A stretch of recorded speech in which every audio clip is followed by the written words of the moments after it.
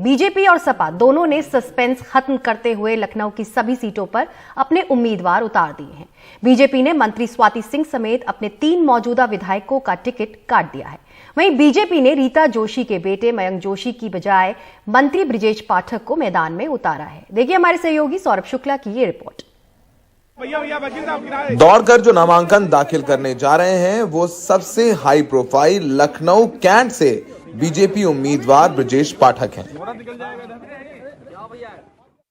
Lucknow cantt से कद्दावर नेता रीता जोशी अपने बेटे मयंक जोशी के लिए टिकट मांग रही थीं, लेकिन बीजेपी ने मयंक को टिकट नहीं देने का फैसला किया है। साथ ही बीजेपी ने अपर्णा यादव को भी टिकट नहीं दिया है, जो हाल ही में समाजवादी पार्टी छोड़कर बीजेपी में शामिल हुई हैं। लखनऊ की सरोजी नगर सीट से पत्नी और यूपी सरकार के मंत्री स्वाति सिंह और पति दयाशंकर की लड़ाई में पूर्व ईडी अधिकारी राजेश्वर सिंह बाजी मार ले गए हैं। राजेश्वर का कहना है कि वो बीजेपी में आकर कानून व्यवस्था मजबूत करेंगे। पार्टी ने टिकट डिक्लेयर किया, पार्टी का बहुत बहुत आभार, बहुत बहुत धन्यवाद और बहुत अच्छा लग रहा है। पार्टी की विचारधारा को हमें आगे लेके जाना है। आने वाले दिनों में गवर्नेंस में माफियाओं के खिलाफ कार्रवाई योगी आदित्यनाथ जी बहुत अच्छी कर रहे हैं, उसमें उनका सहयोग देना है हमें, और संप्रदायवाद जो बढ़ रहा है उसको हमें कंट्रोल करना है। टिकट कटने के बाद शुरुआत में बागी तेवर दिखा रही स्वाति सिंह ने पलटी मारते हुए कहा है कि उनके रोम रोम में बीजेपी है। वहीं उनके पति दयाशंकर भी राजेश्वर को लड़ाने की बात कर रहे हैं।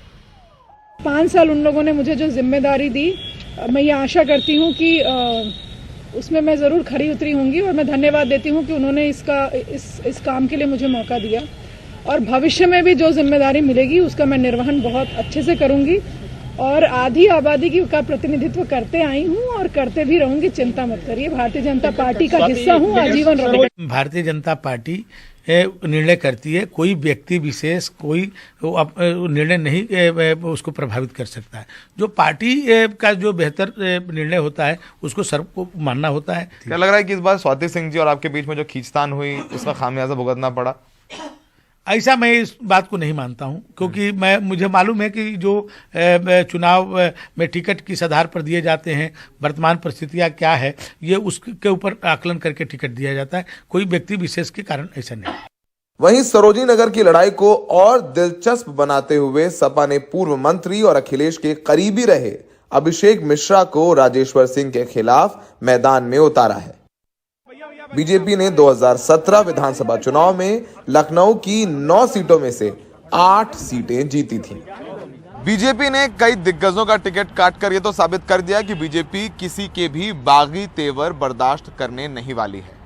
साथ ही साथ समाजवादी पार्टी ने भी लखनऊ की एक सीट मलिहाबाद से अपना उम्मीदवार बदल दिया है, और हो सकता है कि सपा किसी और एक सीट से अपना उम्मीदवार बदले अगर बीजेपी का कोई बड़ा नेता बागी होकर सपा में शामिल हो जाए, क्योंकि नामांकन के लिए अब भी एक दिन शेष है। सहयोगी विनीत के साथ लखनऊ में सौरभ शुक्ला, एनडीटीवी इंडिया।